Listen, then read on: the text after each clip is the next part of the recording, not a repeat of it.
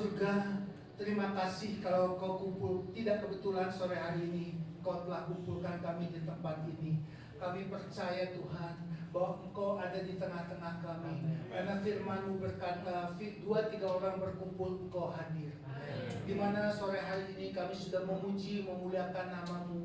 Bukan karena kami tidak ada masalah, tidak ada pergumulan, tetapi kami yakin dan percaya ketika kami memuji-muji Engkau, maka Engkau bertata di atas puji-pujian umat-Mu. Dan kalau Engkau hadir, maka sesuatu pasti akan terjadi. Yang lemah akan dikuatkan, yang susah akan dihiburkan, yang berbeban berat akan Engkau angkat, yang sakit akan Engkau sembuhkan, yang mengalami masalah akan Engkau selesaikan. Oleh karena itu Tuhan, sore hari ini kami sangat membutuhkan firman-Mu. Karena manusia hidup bukan dari roti saja, tapi dari setiap firman yang keluar dari mulutnya Allah. Karena firman Tuhan itu berguna untuk mengajar kami, menyatakan kesalahan kepada kami, memperbaiki kelakuan kami yang tidak sesuai dengan Engkau Tuhan, supaya kami hidup dalam kebenaran-Mu. Urapi hamba-Mu yang tidak ada apa-apanya ini Tuhan. Biar kuasa Roh Kudus saja yang mencekam seluruh keberadaan hamba-Mu ini, dan biar firman-Mu itu tertanam di tanah yang subur bagi anak-anak-Mu. Dan saat ini kami siap mendengarkan firman-Mu hanya di dalam satu nama yang penuh kuasa, Tuhan Yesus Kristus. Kami sudah berdoa dengan penuh ucapan syukur dan terima kasih. Haleluya. Bagi yang percaya katakan amin. Ya, sore hari ini kita sudah diberikan satu tema, yaitu temanya menjadi dewasa di dalam Kristus. Ya, mana itu temanya? Ada nggak? Ya, menjadi dewasa di dalam Kristus. Ya, menjadi dewasa di dalam Kristus. Ya, setiap kita ketika kita, ya, saya sebagai umpamanya ketika saya masih menikah dengan istri saya, tentu menambahkan keturunan, betul nggak ya? Nah, ketika kita menikah, setahun kemudian istri saya melahirkan seorang anak, wah saya senang sekali, ya. Nah, jadi anak itu ditumbuhkan dari bayi, ya, minumnya susu, kemudian dia bisa ngomong, papa, mama, tentu saya senang sekali, betul nggak? Tapi kalau anak saya nanti udah 10 tahun cuma bisanya begitu, tentu pasti ada something wrong, ada sesuatu yang gak beres, betul nggak ya? Nah, jadi kita juga demikian juga dengan Bapa kita di sorga, Dia ingin supaya saudara dan saya bukan hanya jadi bayi-bayi rohani, tapi ingin dewasa di dalam Kristus. Tolong tayangkan ayatnya, Ibrani 5 ayat 11 sampai dengan 14. Ya, kita baca bersama-sama. 3, 2, 1. Tentang hal itu banyak yang harus kami katakan, tetapi yang sukar untuk dijelaskan, karena kamu telah lamban dalam hal mendengarkan. Sebab sekalipun kamu dididik dari sudut waktu, sudah seharusnya menjadi remaja, kamu masih perlu lagi diajarkan ajas-ajas pokok dari pernyataan Allah, dan kamu masih memerlukan susu, bukan makanan keras. Terus 13. Sebab barang siapa masih memerlukan susu, ia tidak memahami ajaran tentang kebenaran, sebab ia adalah anak kecil. Tetapi makanan keras adalah untuk orang dewasa, yang karena mempunyai panca indera yang terlatih untuk membedakan yang baik dan yang jahat. Ya, demikianlah.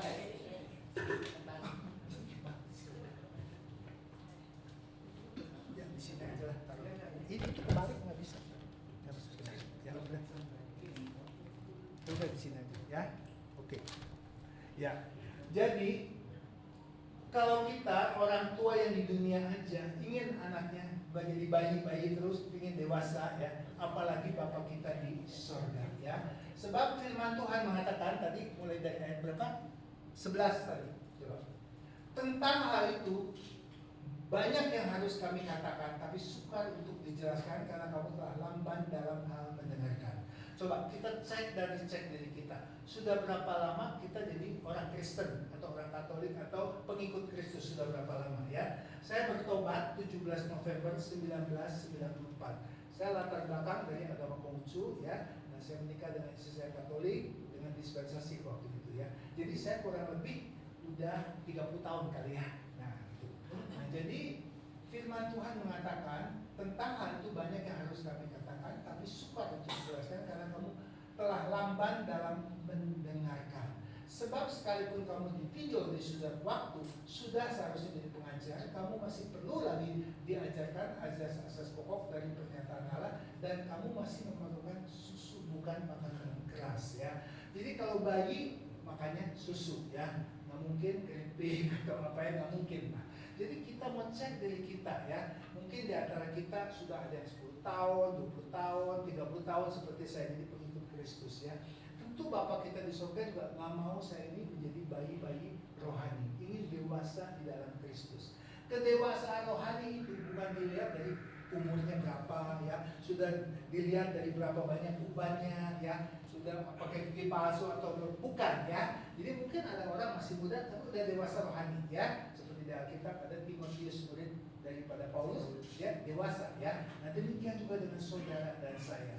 Kita udah berapa tahun jadi pengikut Kristus, kita mau bertumbuh di dalam dewasa di dalam Kristus ya. Nah terus kita perlu makanan keras. Jadi bukan hanya ngomong dengar firman Tuhan yang enak-enak, yang lucu-lucu, wah kita senang ya. Tapi kita mau juga makanan keras ya dari firman Tuhan. Karena Tuhan mau mendidik saudara dan saya lewat firman Tuhan itu supaya kita bertumbuh dewasa di dalam Kristus ya. Nah terus coba ayat 13, sebab barang siapa masih memerlukan susu, ia tidak memahami ajaran tentang kebenaran. Jadi kalau kita maunya yang lucu-lucu, yang enak di kuping gitu ya, berarti kita tidak mengenal kebenaran ya di situ. Sebab dia adalah anak kecil ya. Anak kecil kan senangnya dilayani, betul nggak ya? Nah kalau orang dewasa justru kita bisa melayani, betul nggak? Nggak dilayani terus ya. Nah di situ. Terus karena mempunyai panca indera yang terlatih untuk membedakan yang baik dan yang jahat. Kalau anak kecil itu nggak tahu ya, dia datang, dia lihat makanan apa ketemu, dia makan, betul nggak? Padahal nanti mungkin itu makanan itu nggak bagus karena udah terkontaminasi dengan virus, kuman, betul nggak? Tapi kalau kita orang dewasa udah tahu, betul nggak ya? Nah terus, ya, oke. Nah sekarang kita mau belajar dari firman Tuhan ini, yaitu ciri-ciri orang yang dewasa di dalam Kristus ya. Nah, jadi yang pertama yaitu Galatia 5 ayat 16, Galatia 5 ayat 22 dan 23 ya. Nah, jadi Tuhan mau setiap saudara dan saya ada buah roh, karakter Kristus ya. Karena ketika Tuhan menciptakan manusia, Kejadian 1 ayat 26, baiklah kita menjadikan manusia bergambar dan rupa Allah. Jadi Tuhan menciptakan manusia itu ada karakter Allah ya, pertama kali itu sebelum manusia jatuh dalam dosa. Nah karakter Allah itu apa? Ya ini. Tapi buah roh adalah kasih, sukacita, damai sejahtera, kesabaran, kemurahan, kebaikan, kesetiaan, kelemah lembutan, penguasaan diri. Tidak ada hukum tentang Allah itu. Nah jadi kalau kita lihat saat ini ya, dunia saat ini, justru karakter Kristus itu sedikit sekali punya karakter Kristus ya. Nah makanya kita mau supaya rencana Tuhan itu yang semula itu, karena rencana Tuhan tuh ingin supaya kita ketika menciptakan manusia itu memiliki karakter seperti Bapa kita di sorga. Makanya kita sebagai anak-anaknya tentu harus memiliki DNA seperti Bapa kita di sorga. Betul nggak ya?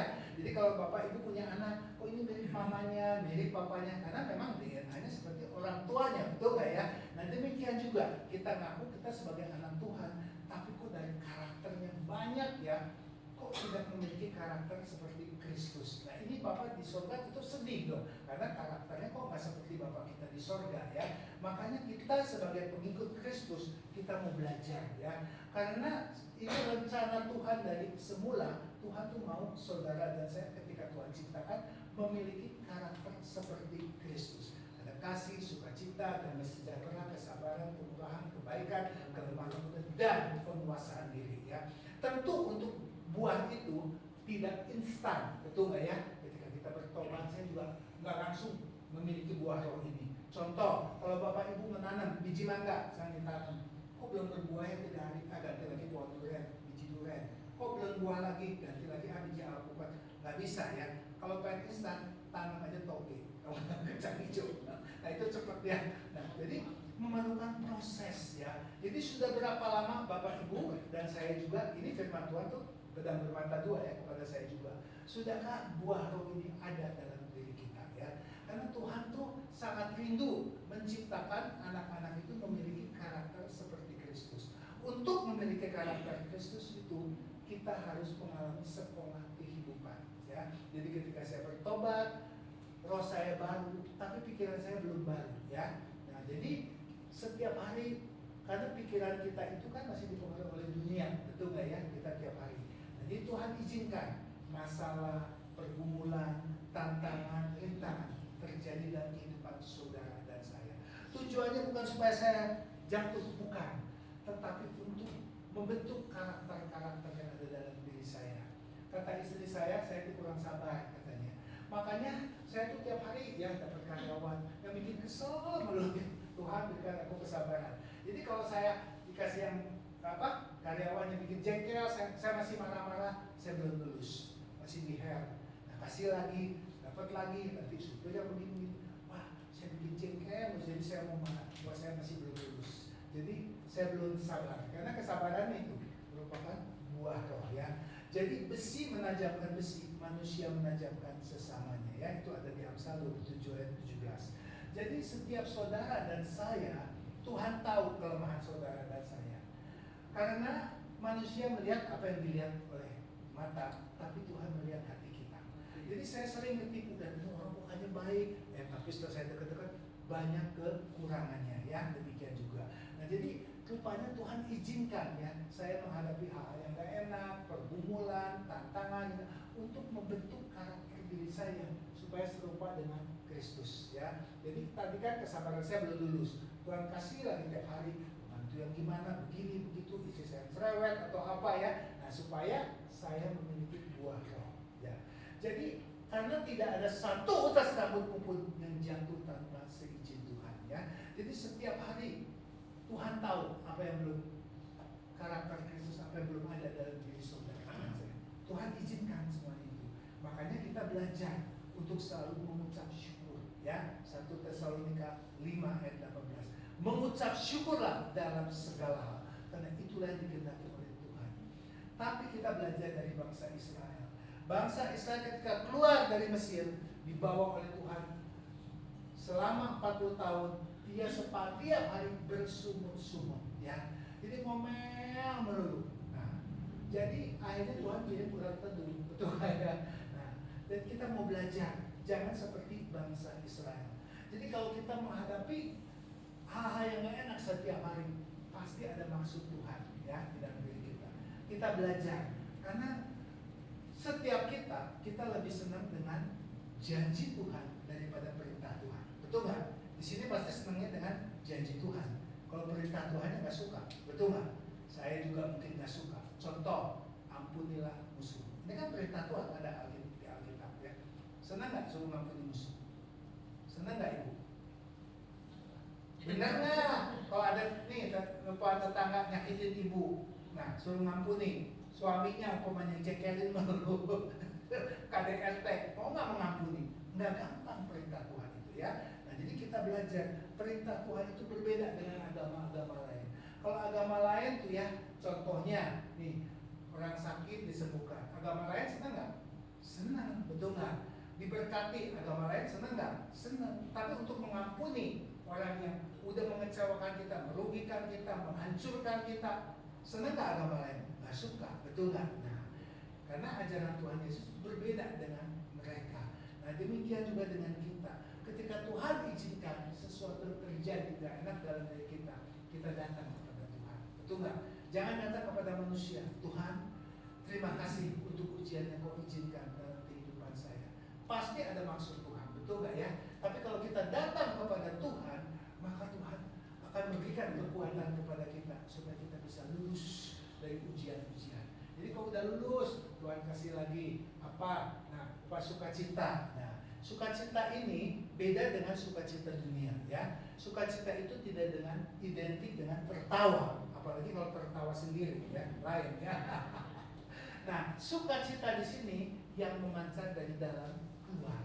Kalau sukacita dunia dari luar ke dalam ya. Jadi ketika kita menghadapi hal yang nggak enak apa, kok mukanya kok bisa ketawa melulu ya, sukacita nggak, jadi nggak kayak apa tuh, kayak patung Gajah Mada ya. Jadi orang kata-kata takut, betul nggak ya? Nah itu, jadi sukacita itu yang memancar dari dalam keluar, karena ada buah roh di dalam diri kita ya. Nah itu, jadi Tuhan tahu apa yang belum beres di dalam diri kita.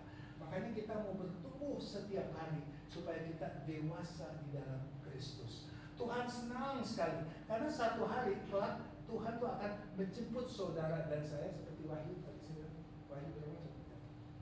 Tolong bayangkan ayatnya. Wahyu 19 ayat 7. Karena saudara dan saya satu hari kelak kita akan jadi mempelai Kristus ya. Wahyu 19 ayat 7. Marilah kita bersukacita dan bersorak-sorai dan memuliakan Dia, karena hari perkawinan anak domba telah tiba dan pengantinnya telah siap sedia. Jadi saudara dan saya sebagai mempelai wanitanya, Yesus sebagai mempelai prianya. Jadi satu hari kelak kita itu akan bersatu dengan Tuhan sebagai mempelai Kristus. Kalau pengantin pasti dua-duanya dewasa dong, mungkin yang satu masih bayi, betul nggak ya? Nah makanya kita juga mau bertumbuh dewasa di dalam Kristus ya. Tanpa kedewasaan kita tidak mungkin berjumpa dengan Tuhan ya. Karena Tuhan sendiri sudah mengatakannya bahwa karena hari perkawinan anak domba telah tiba dan pengantinnya telah siap sedia. Di dalam Alkitab ada dikatakan bahwa ada 5 gadis bodoh dan 5 gadis bijaksana. Ketika dia mau menyambut pengantin pria datang, nah gadis yang bijaksana membawa minyak, tapi gadis yang bodoh dia nggak bawa minyak, betul nggak? Nah di situ.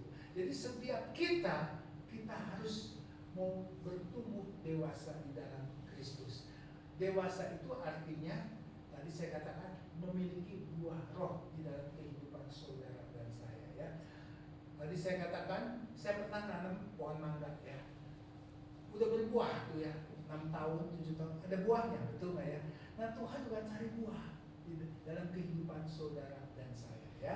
Jadi cirinya tadi cirinya orang yang bertumbuh dewasa dia memiliki buah roh. Di ciri-ciri yang pertama ya. Ciri yang kedua dari Ibrani 5 ayat yang ayat yang ke-13.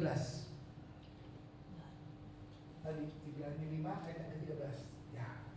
Barang siapa masih memerlukan susu, ia tidak memahami ajaran tentang kebenaran, sebab ia adalah anak kecil. Jadi kalau kita tidak menghasilkan buah roh, berarti kita tidak memahami kebenaran. Apa itu kebenaran? Yohanes 17 ayat 17.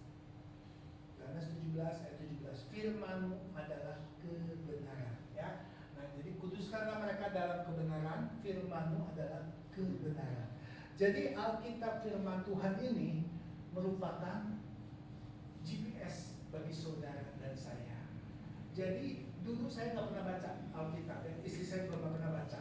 Tapi setelah saya baca firman Tuhan dari Kejadian sampai Wahyu, ternyata ini adalah surat cinta Tuhan bagi saya dan istri saya. Jadi saya bisa mengenal rencana Tuhan dari awal, dulu, sekarang, dan yang akan datang. Saya bisa tahu.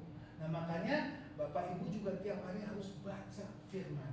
Karena manusia hidup bukan dari roti saja, tapi dari setiap firman yang keluar dari mulutnya Allah ya. Jadi tubuh kita perlu capcay, kue tiaw, tuyong hai, barongsai mungkin ya. Tapi roh kita nggak suka yang begitu ya. Makanannya firman Tuhan. Saya dulu nggak bisa ya, jujur saya nggak pernah baca firman Tuhan. Tapi setelah saya baca firman Tuhan, saya tuh jadi banyak ngerti bahwa saya tuh manusia rohani saya tuh butuh firman supaya kuat ya. Nah jadi jangan kelihatan tubuh kita gede, tapi ada masalah dikit ambruk, ada masalah dikit jatuh ya. Kenapa? Karena rohani kita enggak kuat ya. Tapi kalau kita makan santapan rohani, maka masalah boleh datang, pergumulan boleh datang, tapi kita bisa kuat ya. Nah, di situ. Karena umur manusia kata Alkitab menurut Mazmur 90, umur manusia itu 70-80 tahun. Selebihnya adalah kesusahan ya. Saya udah umur 76,5, nanti Januari saya 77 tahun ya. Nah di tahu kapan Tuhan, saya nggak tahu kapan dipanggil oleh Tuhan, ya. Belum tentu yang tua lebih dulu, ya. Ada om saya waktu itu menari sama ibu siapa di sini 98 tahun yang joget-joget ya, itu adik ayah saya. Masih sehat umur 98 tahun tuh ya. Saya juga heran, ya. Padahal tiap hari dia minumnya bir, minumnya sate kambing. Nah, kok nggak stroke ya? Masih bisa sendirian datang ke rumah saya. Dia tinggal di Panti Jompo di Teluk ya. Pada anaknya 6. Dia sering datang ke rumah saya sendirian. Oh, misalnya, jangan pulang dulu, tunggu. Saya bilang gitu. Saya antar deh, saya bilang. Tapi itu dia bisa datang pakai Gojek, pakai Grab begitu. Saya takut nanti diturunin di jalan, dia bingung kemana gitu ya. Nah di situ. Jadi kita melihat di sini bahwa kita sangat membutuhkan firman Tuhan. Karena firman Tuhan itu bercerita tentang keadaan dulu, sekarang, dan yang akan datang. Bagaimana ketika manusia diciptakan oleh Tuhan sebelum jatuh di dalam dosa. Kejadian 1, kejadian 2. Manusia waktu diciptakan Tuhan tidak pernah merencanakan supaya manusia itu punya masalah, pergumulan, nggak perlu pakai rambut palsu, nggak perlu pakai gigi palsu, tapi dari kekal sampai kekal. Tapi kalau kita lihat kejadian 3 sampai Wahyu 19, nah di situ bagaimana manusia jatuh di dalam dosa, bisa tua, bisa sakit, ada masalah, ada pergumulan, nah di situ. Dan bagaimana Tuhan akhirnya turun ke dunia untuk menyelamatkan manusia. Karena manusia tidak bisa menyelamatkan dirinya dengan perbuatan baik, dengan beramal, dengan apapun nggak bisa. Kalau bisa, Tuhan Yesus nggak perlu datang ke dunia ini. Ya. Nah, dulu saya pikir orang tua saya ngajarin sama saya, udahlah, jangan Yesus, tuh lihat kata.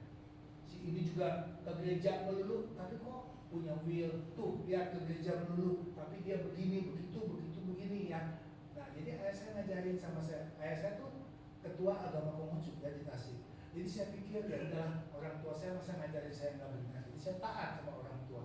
Jadi saya dulu paling sulit untuk menerima Yesus. Banyak saya diinjilin oleh orang-orang, tapi saya mau lebih taat kepada orang tua saya ya.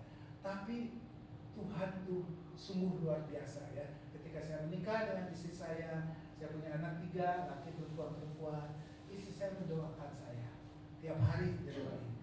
Anak saya tanya, mami, kenapa sih si papi nggak mau dibaptis? Nggak tahu tuh, tanyain aja. Nah, istri saya tuh mendoakan saya berapa tahun gitu doain terus. Firman Tuhan digenapi.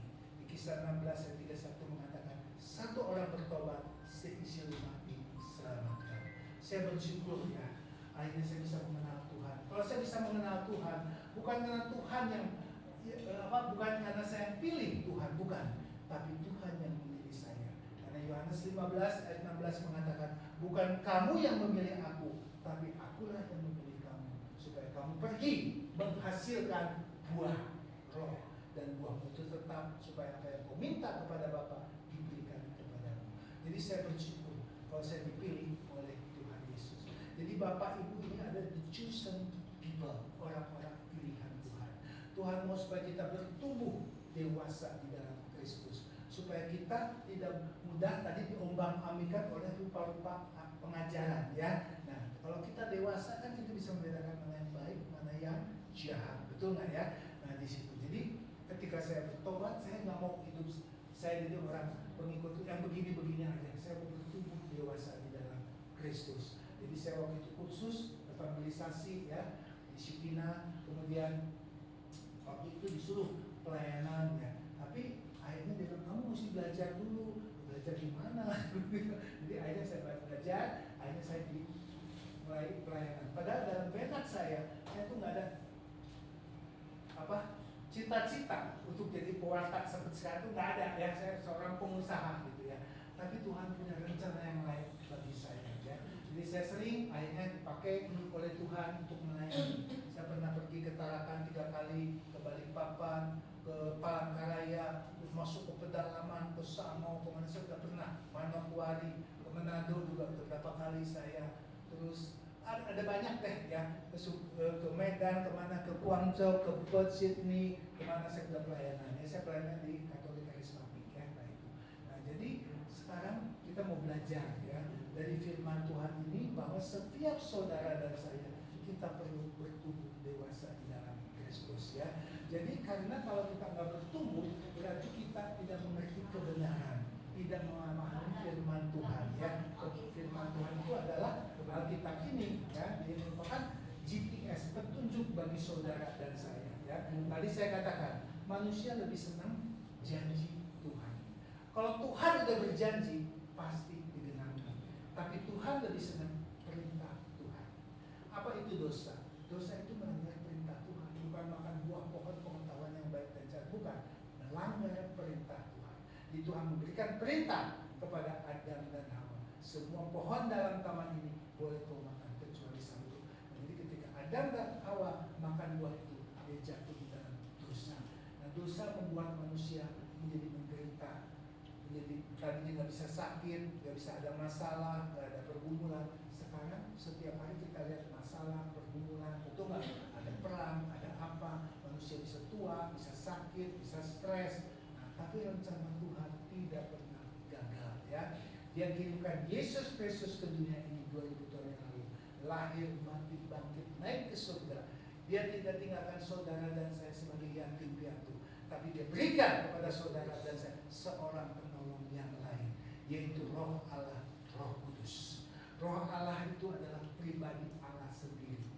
Kalau dia masuk ke dalam diri saudara dan saya, dia bekerja rangka ke dalam menguduskan kita, keluar menghasilkan buah-buah roh ya. Jadi namanya Roh Kudus. Nah, kita bersyukur kita tinggal di perjanjian baru. Kalau di perjanjian lama, Roh Kudus itu belum tinggal, cuma hingga keluar lagi, hingga keluar lagi. Tapi perjanjian baru, Roh Kudus itu tinggal di dalam diri saudara dan saya. Kalau di perjanjian lama, orang ketemu Tuhan, kalau dia dosa mati. Karena dulu Imam Agung itu masuk ke dalam ruangan Maha Kudus. Kalau dia berdosa, diikat dulu kakinya masuk. Kalau dia berdosa, dibuk dia mati. Nah, orang menolong masuk, dosa mati lagi, makanya mesti ditarik keluar ya. Nah, makanya kita bersyukur hidup di perjanjian baru. Namanya saja Roh Kudus. Jadi Tuhan mau supaya hidup saudara juga kudus. Karena tanpa kekudusan Alkitab kita tidak mungkin bisa melihat Allah. Nah, iblis tuh pengen supaya saudara dan saya nggak kudus, mulut kita nggak kudus, tindakan kita nggak kudus. Jadi jangan harap kita bisa melihat mujizat dalam kehidupan kita ya. Nah, jadi makanya kita mau belajar, karena Allah kita Allah yang kudus. Manusia nggak mungkin bisa ketemu Tuhan kalau kita nggak kudus. Mati karena Allah kita Allah yang kudus ya. Karena Allah kita adalah api yang menghapuskan. Jadi Tuhan mau hidup kita semakin hari semakin kudus, menghasilkan buah roh tadi ya. Nah di situ. Tapi iblis tidak mau ya. Dia ingin supaya kita nggak kudus. Tidaklah apa-apa dosa-dosa sedikit apa-apa. Tapi Alkitab mengatakan tanpa kekudusan tidak mungkin kita bisa melihat Allah ya. Makanya karena Allah kita Allah yang kudus, Dia ingin anak-anaknya semua juga hidup dalam kekudusan. Kalau kita hidup dalam kekudusan, pasti janji Tuhan itu ya dan amin. Tuhan tidak pernah berdusta ya. Nah, tapi Tuhan mau supaya kita taat kepada perintah Tuhan. Nah itu. Makanya ada ayat yang mengatakan, carilah kerajaan Allah dan segala kebenaran. Itu kan perintah Tuhan. Maka semuanya akan ditambahkan kepada itu janji Tuhan. Nah manusia sebenarnya janji Tuhan. Nah, tapi kita nggak mau taat kepada perintah Tuhan. Kalau kita taat, janji Tuhan itu udah pasti. Tuhan tidak pernah berdusta ya. Karena raja pendusta itu ada iblis, kata Yohanes 8 ayat 44. Nah makanya kita juga mau setiap hari kita mau hidup kudus ya. Bukan berarti saya udah kudus, saya sedang dikuduskan juga ya. Setiap hari, setiap saudara dan saya juga, kita bisa jatuh di dalam dosa, asal jangan tinggal di dalam dosa. Jadi ketika kita tahu oh ini tadi dosa, buru-buru kita minta ampun sama Tuhan. Karena firman Tuhan mengatakan apabila kau mengaku dosamu, Ia adalah setia dan adil dan Dia akan mengampuni dosa-dosa kita. Jadi kita jangan tinggal dan tahu dosa. Gak ada yang ngerti, gak ada yang tahu kok istri saya nggak tahu, suami kita nggak tahu, siapa nggak ada yang tahu. Tapi Tuhan tahu. Ketika Daud berzina dengan Bathsheba, nggak ada yang tahu. Tapi Tuhan tahu. Pakai Nabi Nathan untuk menegur Daud, betul nggak ya? Nah makanya kita tidak mau hidup di dalam dosa, karena kita mau diberkati bahwa situasi dunia ini bukan semakin mudah, semakin sulit. Karena Alkitab mengatakan dalam 2 Timotius 3, pada hari-hari terakhir akan timbul masa yang sukar.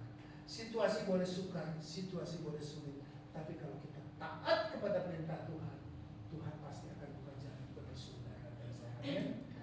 Karena Tuhan tidak pernah tinggalkan saudara dan saya. Amin. Nah, jadi makanya kita mau belajar dari firman Tuhan. Tolong tayangkan Mazmur 25 ayat 14. Ini baru dapat saya sekarang. Mazmur 25 ayat 14. Mazmur 25 ayat 14. Ya, ketika dulu nanti tayangkan ya. Jadi di sini Tuhan bergaul karib dengan orang-orang yang takut akan Tuhan dan perjanjiannya diberitahukan. Tuh. Ini Mazmur 25 ayat 14 ya. Boleh dicatat. Mazmur 25 ayat 14. Nanti ditayangkan ya. Jadi Tuhan tuh mau bergaul intim dengan saudara dan saya, dengan orang-orang yang takut akan Tuhan. Takut akan Tuhan itu artinya apa? Takut berbuat dosa. Nah, jadi kalau kita takut berbuat dosa, Tuhan pasti very close dengan kita, intim dengan kita. Tuh, marilah kita bersyukur. 25 apa sih itu? Bukan. Mazmur 25 14. Iya. Belum diketik, Pak. Oh belum, makanya kok isinya itu saudara. Ya. Tuhan bergaul baik dengan orang-orang yang takut akan Tuhan. Terus dan perjanjiannya diberitahukan kepada saudara dan saya. Kita boleh ada masalah, boleh ada pergumulan, tapi kalau hidup benar, Tuhan pasti kasih tahu, nih jalannya ini, jalannya ini, jalannya ini, begitu ya. Tuh. Makanya kita perlu hidup benar. Kalau kita hidup nggak benar, Tuhan nggak mungkin akan tolong kita ya. Situasi boleh sulit, situasi boleh sukar, tapi kalau kita hidup benar, Tuhan pasti tolong kita ya. Karena di Alkitab banyak ketika menghadapi krisis, di tengah krisis Tuhan berikan jalan keluar. Kepada Elia, waktu ada krisis di Israel, Elia juga mengalami krisis, tapi Tuhan bilang, kamu pergi ke Sungai Kerit di situ. Nah, jadi ketika dia taat ke Sungai Kerit, di situ dia kirim burung gagak. Nah, untuk ngasih makan sama Elia, apa kirimnya? Roti dan daging. Apa itu roti dan daging? Hamburger, betul nggak ya? Roti dan daging kan hamburger. Nah, jadi tiap hari Elia makannya hamburger. Tuhan tidak kirim kangkung. Sebab kalau Tuhan kirim kangkung, Elia pagi makan rebus kangkung, siang tumis kangkung saburan, sore makan oseng kangkung. Sehingga hari-hari Elia lemes dan ngantuk. Sehingga nanti Tuhan tanya, Elia kenapa lu lemes? Ya gua makannya tiap hari kangkung melulu, gimana Tuhan? Tapi Tuhan kirim hamburger, roti dan daging. Ketika Sungai Kerit kering, Tuhan putus lagi. Kemana? Kamu pergi ke Sarfat. Aku akan mutus engkau. Ada seorang janda akan beri kamu makan. Nah, jadi ketika Elia pikir, wah ini janda mau kasih makan. Kira-kira bisa kasih makan Elia janda miskin atau janda kaya? Janda kaya kan? Elia kata, di sini janda sampai paling kaya ya? Enggak. Tapi ketemunya janda miskin. Dia bilang, wah gua salah amat nih. Nah kadangkala Tuhan tolong kita bukan seperti apa yang kita pikirkan, karena cara Tuhan berbeda dengan pola pikir kita ya. Makanya firman Tuhan mengatakan, rancanganku bukan rancanganmu, jalanku bukan jalanmu. Jadi kadangkala pola pikir kita berbeda jauh dengan Tuhan ya. Makanya kita mau taat kepada perintah Tuhan. Jadi situasi boleh sulit, boleh sukar, apalagi di Indonesia saat ini koruptor makin banyak ya. Itu dari MPR, DPR supaya dihukum mati, tapi nggak boleh kita dibilang begitu ya. Nah jadi kita lihat pejabat-pejabat enak, dia bekerja nggak capek, tapi duitnya banyak. Yang kasihan rakyat yang terus pajak, PBB naik lagi begitu ya. Nah kita perlu berdoa untuk bangsa Indonesia ini, karena Alkitab sudah mengatakan bahwa pada hari-hari terakhir akan timbul masa yang sukar. Kemarin peperangan Iran dengan Israel, nanti Houthi, ada siapa lagi Hamas, ada Hizbullah dan lainnya. Ini keadaan memang dunia memang sudah semakin tua ya. Keadaan kedatangan Yesus kedua kali sudah semakin dekat. Makanya kita mau tunduk dan taat kepada perintah Tuhan. Kalau kita tunduk dan taat kepada perintah Tuhan, janji Tuhan itu pasti ya dan amin. Ya, dan di situ. Saya berasal dari Kota Tasikmalaya ya, di mana tahun 68 akhir saya lulus dari SMA. Saya pengen ke Jakarta waktu itu mau kuliah di kedokteran. Orang tua saya itu sangat-sangat miskin sekali, rumahnya nggak punya. Kita tinggal kontrak sama Pak Haji, nah, Pak Haji Farudin namanya, dinaikin terus ya. Nah padahal orang tua saya cuma bikin roti kecil-kecilan. Nah, ketika saya mau ke Jakarta mau kuliah, waktu itu saya pikir, aduh gimana ya, orang-orang tuh menghina sama saya. Kamu mau ke Jakarta harus paling sedikit mesti punya motor tuh kalau mau masuk ke Trisakti ke sini. Terus ibu saya bilang udah jangan didengerin orang ngomong apa, nanti Tuhan itu buka jalan. Jadi ketika saya ke Jakarta waktu testing di UI nggak diterima, jadi saya terima di Untar. Itu pun nggak punya uang. Untung adik papa saya ya, Ibu Nitya tahu ya. Jadi adik saya dia bayarin saya untuk bawa uang masuknya 150.000 rupiah. Saya masih ingat sekali ya waktu itu. Tapi setelah ibu saya ada uang dibalikin uangnya ya. Jadi saya kos dulu di Tawakal 10 ke 100, 3.000 perak sekamar berdua ya sama saudara saya di sini. Tiap hari saya jalan ke Untar dulu, kalau segitu tuh jalan kayaknya Untar tuh ujung kota Jakarta sepi banget itu. Jadi ada paling mikrolet yang menuju ke Tangerang gitu ya. Tapi saya bersyukur Tuhan tuh baik ya. Saya anak paling besar dari 4 saudara, 3 laki 1 perempuan. Saya paling besar. Adik saya kedua masuk insinyur sipil di ITB. Jadi nggak begitu mahal kalau negeri. Ketiga masuk di arsitek di Parahyangan swasta, pasti mahal. Ketiga perempuan masuk di kedokteran Trisakti, pasti mahal. Jadi waktu itu saya pikir, saya bilang kasihan orang tua saya hari duit di daerah, dari uang buat anak-anaknya di luar kota ya, kurang kas.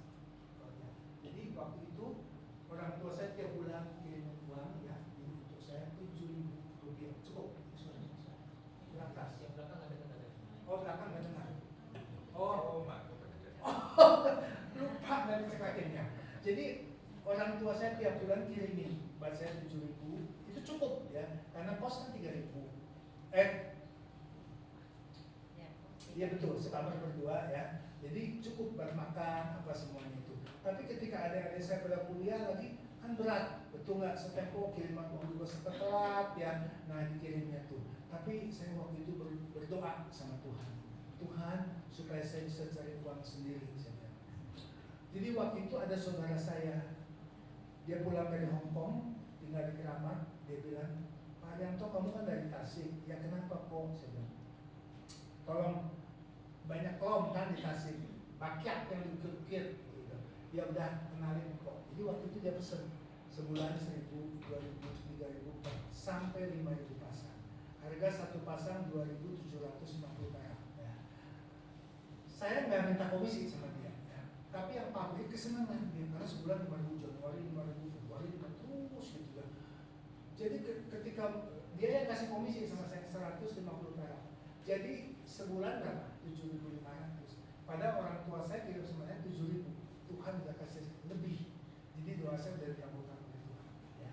Jadi waktu itu ketika musim penghujan itu kolom tuh bulukan. Karena Januari harus 5.000, Februari terus gitu ya. Jamuran. Jadi saya dipanggil sama saudara saya. Ini gimana kata kombi? Saya nggak tahu kata. Ini kolomnya bulukan semua karena kayaknya belum kering. Akhirnya dikenalin tadi sama pabrik lain, begitu lagi. Akhirnya dia bilang, udah deh, orang tua kamu suruh bikin. Saya bilang sama orang tua, mami bikin roti pasti ada sisa. Ini bikin udah pasti 5.000, saya bilang sebulan saya bilang. Jadi mami saya kan nggak ada pengalaman sama sekali dari toko roti bikin klom, betul nggak ada. Tapi Tuhan kirim waktu itu ada Kak Iri dari Kuningan, ini yang udah bikin lagi deh. Nanti saya ajarin tukang, ya dia bikinin, udah jadi dia kirim. Dan saya masih kuliah. Saya udah di klinik ya, di Sumber Waras. Jadi waktu itu saya unjukin berapa, sama kok 27,5, mahal katanya. Kok bisa dapat lebih murah? Nah dulu kok suruh bikin, sekarang udah bikin kagak mau. Saya bilang gimana nih? Saya bilang gitu ya, seperti suatu musibah, tapi bagi saya berkah. Jadi waktu itu saya sampai kuliah, saya masukin ke Pasar Baru, Sinar Terang, Sinar Baru, Populer, Java. itu ditutup. Saya jual berapa? 5.000. Sebulan saya bisa jual 2.000 pasang. Nah, di situ saya pikir toko jual berapa? 15.000. Tuhan, saya bilang, kalau saya punya toko saya cepat kaya. Jadi waktu itu di Cikini, ya, kan dulu mall belum ada tahun 70-an ya. Kan paling top dulu tuh Menteng, betul nggak? Paling butik Nikmek di situ ya. Jadi di hiasnya tuh ada toko tutup terus ya. Nah jadi saya tanya sama tukang parkir, Pak ini toko buku kok tutup terus? Siapa yang punya? Oh, itu yang punya Pak Hidayat. Di mana rumahnya? Jalan Juanda, belakang toko Artama. Jadi saya ke situ, terus saya tanya, Pak ini toko buku kok tutup terus? Saya bilang, boleh nggak saya sewa? Jangan mahal-mahal dong sama si Buya seperti itu. Jadi akhirnya dia kasih 1,8 juta ya. Nah, jadi di situ ketika saya buka itu pertama kali hak yang tinggi-tinggi segini yang depan tebal-tebal itu di Indonesia saya pertama kali bikin. Nggak ada yang bisa bikin karena itu kan mesti dari kayu dari tasik semua ya. Wah di situ laku bukan mainnya. Udah deh luar biasa. Jadi itu pionir saya pertama kali di Indonesia yang bikin hak tinggi-tinggi. Semua bintang film disebutin siapa Lenny Marina, Titi Puspa, Eko Sena, Elvis, semua Christine Hakim itu langganan saya semua. Semua desainer langganan saya semua. Saya singkat ceritanya. Pokoknya Hari Darsono, Dia Sukarya, Ajino, tanya aja mereka Hari Prepping gitu kan. Karena mereka saya prestisius gitu ya. Nah, laku banget. Jadi saya pikir ini kuliah kedokteran juga nanti saya dokter cari duit. Ini udah ketahuan duitnya datang duluan. Jadi saya keluar waktu itu tuh. Saya mau isi pabrik sepatu gitu ya. Saya umur 25 tahun waktu itu udah sukses. Dari nol nggak punya apa-apa. Saya bisa jalan ke Europe segala macam seperti itu. Nah di situ saya kan itu banyak stewardess, pilot, langganan saya juga. Anaknya Ibu Sutowo, pokoknya gitu-gitu deh langganan saya semua, orang-orang jet set semua ya. Ibu Alam Syahratul, Prawira Negara, Ibu Pamarian, Ibu Hartini, kita ngobrol di toko begini bersama Ibu Hartini. Kan lumayan diproklamasi sama saya ngobrol. Cuman saya kan waktu itu minder, saya kan dari daerah. Ini kok orang-orang ini saya takut gitu, takut salah, Ibu Jenderal segala macam gitu ya. Tapi ya saya bersyukur semua karena kasih karunia Tuhan. Nah jadi di situ saya akhirnya bisa waktu itu tuh ada stewardess, pilot juga sering ke toko. Aku besok mau terbang ke London, titip apa beli sepatu yang new arrival saya. Oh jadi saya tahu, oh ini yang baru model di sana. Nanti di Itali kan dulu China belum ada sepatu, dulu belum top ya sepatu. Jadi Itali zaman dulu juga. Nah, jadi oleh teman saya waktu itu diajakin tahun 74 saya datang ke Jakarta kan 68 akhir. Tahun 74 saya tuh udah dapat duit banyak ya. Jadi waktu itu teman saya si Lisa Suwandi sama papinya sama adiknya, katanya aku mau liburan katanya. Dia kan stewardess Garuda. Mau ikut nggak? Kemana? Ke Europe. Mau deh. Jadi saya ikut jalan-jalan ke Jerman, ke Belanda, ke Inggris kemana. Dibawa sama dia ke Italia, ke Roma. Nah di situ itu kan pusat sepatu zaman dulu kan Italia kan. Nah saya kenal sama Surapati Effendi. Dia itu driver di Vatikan. Jadi saya tanya, namanya si Lali. Lali, kalau pabrik sepatu di sini di mana? Jadi saya lihat pabrik sepatu di Italia. Jadi saya dapat hak tuh ya, yang tinggi segini nih, yang gold, silver, onyx dikirimin sama dia. Jadi toko saya lebih ramai lagi. Dewi Motik apa semua langganan saya deh. Yeni Rahman semua, maminya Rima Melati itu semua modelnya kalau pesen harus sama prestisius. Nah di situ Tuhan kalau udah buka pintu, nggak ada yang bisa tutup pintu. Jadi saya bersyukur Tuhan pembaik banget ya. Jadi kalau di sini ada yang sekarang mengalami hal-hal yang mungkin sedang terpuruk, nggak perlu kecil hati. Kalau Tuhan dulu tolong saya, pasti Tuhan juga bisa tolong saudara.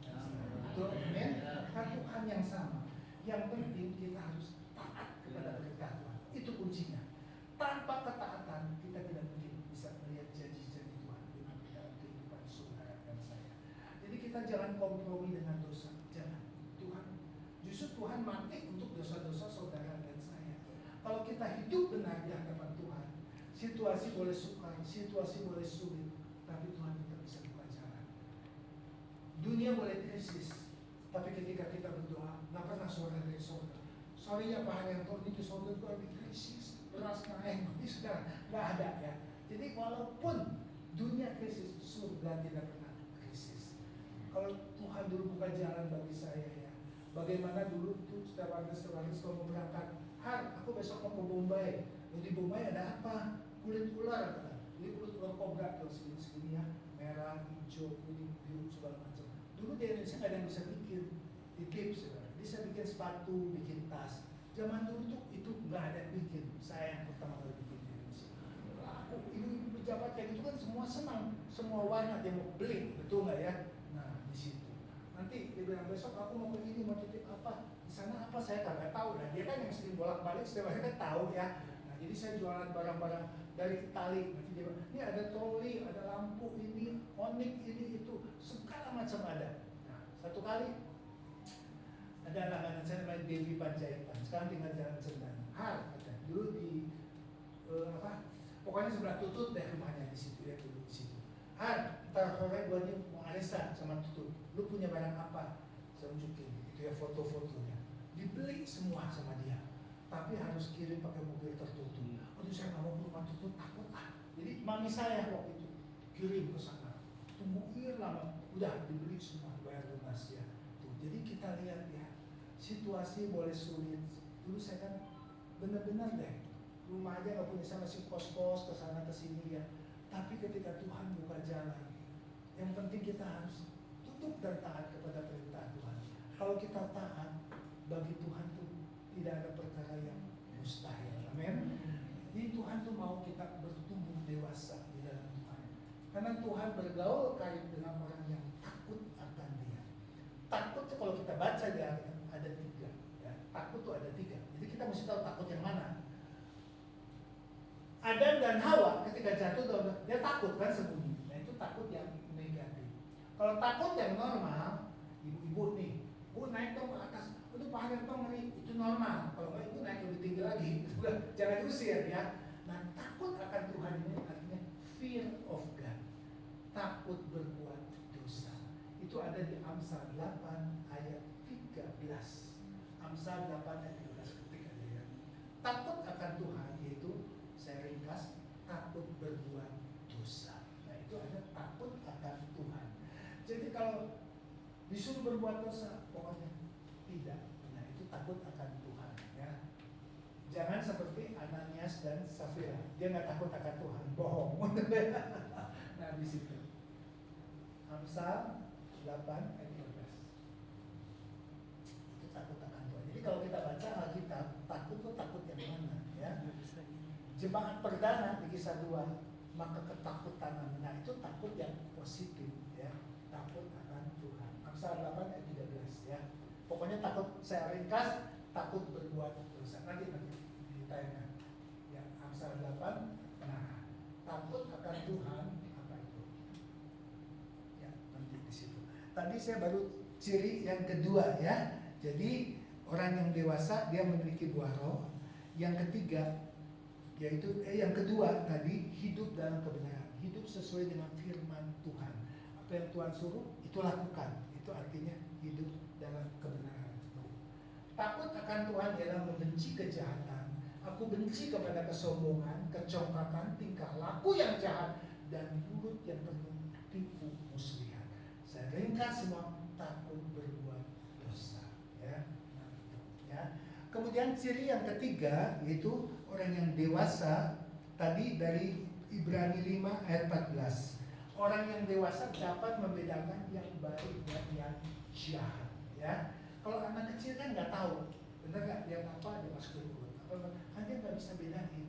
Nah kalau kita dewasa di dalam Tuhan, mana tahu mana yang kehendak Tuhan, mana yang bukan, itu nggak, sehingga kita tidak ditipu oleh iblis ya. Itu yang ketiga tadi mana? Ibrani 5 ayat yang ke-14. Ibrani 5, tetapi makanan keras adalah untuk orang dewasa yang karena mempunyai panca itu yang terapi untuk membedakan yang baik dan yang jahat. Nah, coba kalau kita nggak ngerti ya, pasti dibohongin iblis terus tiap hari, betul nggak? Nah, iblis tuh pengen supaya saudara dan saya jatuh dalam dosa, supaya doa saudara dan saya nggak didengar. Iblis senang di situ. Tapi Tuhan kepengen anak-anaknya itu diberkati.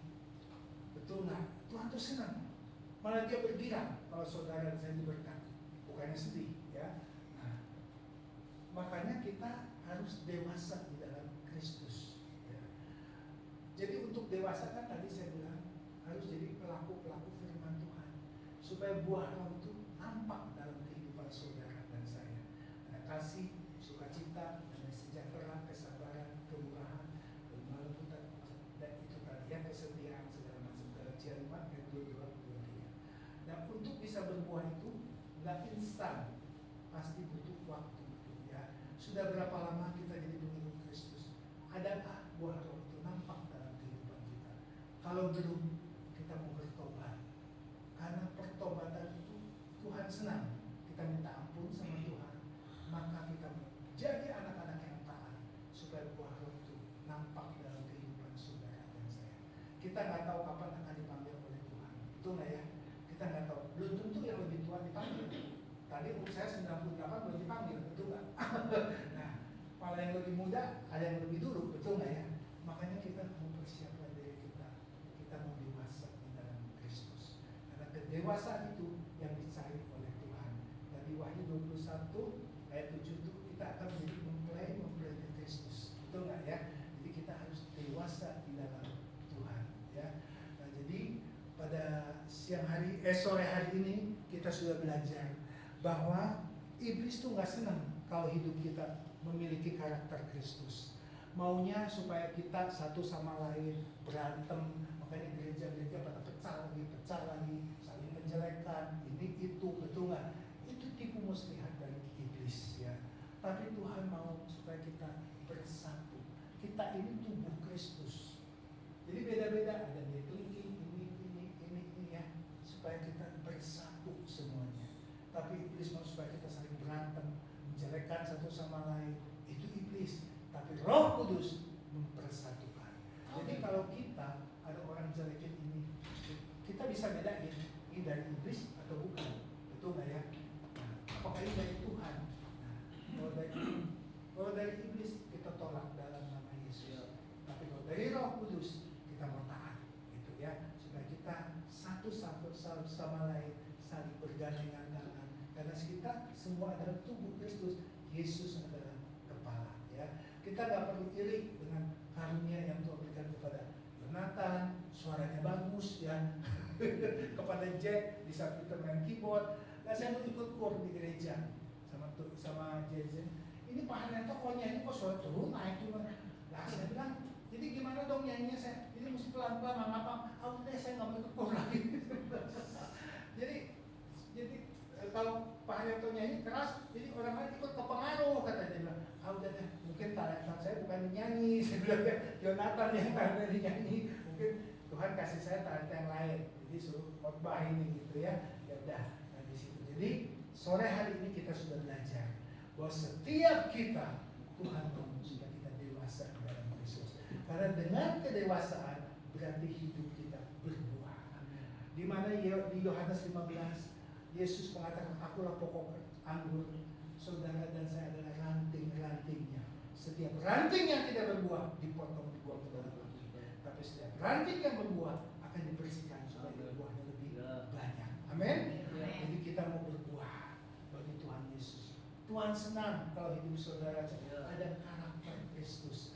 Dan dunia bisa melihat bukan dari bagusnya khotbah, banyaknya pelayanan, bukan. Tuhan lihat ada nggak buah roh dalam diri kita. Kalau ada buah roh, berarti dia hidupnya dituntun oleh Roh Kudus ya. Karena kalau kita nggak dituntun oleh Roh Kudus, berarti oleh kedagingan kita. Kalau hidup kita dituntun oleh Roh Kudus, maka buah roh itu akan muncul dalam diri kita. Tapi oleh dagingan tuh amarah, iri hati, segala macam, pokoknya hal-hal yang nggak baik itu daging. Jadi kalau saya lihat, wah, tadi saya udah mengeluarkan yang nggak baik, itu daging. Cepat-cepat kita minta ampun sama Tuhan ya. Nah di situ supaya hidup kita terus setiap hari minta Roh Kudus yang sudah dimeteraikan di dalam diri saudara dan saya, dia ada tinggal bersama saudara. Cuma kita sering nggak sadar. Nah, Roh Kudus itu seorang pribadi, dia punya pikiran dan perasaan, perlu diajakin ngomong. Coba kalau saya sekarang main rumah ibu, udah gitu saya nggak diajakin ngomong, nggak disuruh hidup apa? Ya kita ngerti kan. Nah Roh Kudus itu tinggal dalam diri kita. Setiap hari ajakin ngomong, Roh Kudus, terima kasih untuk hari yang baru. Terima kasih untuk kesehatan yang baru. Roh Kudus, saat ini saya sedang mengalami hal yang begini. Apa yang harus saya perbuat? Tunjukkan jalan-jalan. Nanti Roh Kudus itu akan kasih tahu. Di mana di Alkitab, Rasul Paulus, kisah 16 nanti baca ya. Rasul Paulus itu sudah penuh dengan Roh Kudus. Dia mau pergi ke Misia, dia mau pergi ke Berea, tapi tiba-tiba Roh Kudus interferensi. Jangan ke sana, jangan. Dia mau pergi lagi ke Troas, Roh Kudus bilang jangan. Padahal dia sudah penuh Roh Kudus. Tapi ketika Roh Kudus bilang, kamu harus pergi ke Makedonia. Jadi ketika dia taat akan Roh Kudus, di situ dia bertemu dengan seorang wanita yang bernama Lydia, penjual kain ungu, dan seisi rumahnya diselamatkan. Ketika dia taat, peka akan suara Roh Kudus, dia bisa memenangkan jiwa-jiwa. Ya, jadi kita mau belajar. Tiap hari kita minta Roh Kudus, karena Roh Kudus itu penolong bagi saudara dan saya, penghibur bagi saudara dan saya. Jadi ketika kita susah menghadapi hal yang sulit, Roh Kudus itu penolong. Nah kita jarang minta tolong kepada Roh Kudus, minta tolongnya kepada si A, si B, si C, manusia. Padahal firman Tuhan mengatakan di Yeremia 17 ayat 5, tarik kutuklah orang yang mengandalkan manusia. Nah iblis maunya supaya kita dapatnya kutuk. Nah tapi Tuhan mau Yeremia 17 ayat 7, diberkatilah orang yang mengandalkan Tuhan. Karena yang bisa memberikan jalan keluar bagi saudara dan bukan si A, si B, si C, tapi Tuhan. Ya. Tanpa Tuhan, Yohanes 15 ayat 5b, di luar aku kamu tidak bisa berbuat apa-apa. Makanya setiap apapun masalah datang kepada Tuhan, menyembah di hadapan Tuhan, memuji Tuhan, nanti Tuhan akan kasih tahu solusinya jalan Tuhan. Amin. Ya, inilah firman Tuhan yang pada sore hari ini. Biarlah hidup saudara dan saya semakin hari semakin berbuah dan buahnya banyak sehingga bisa dinikmati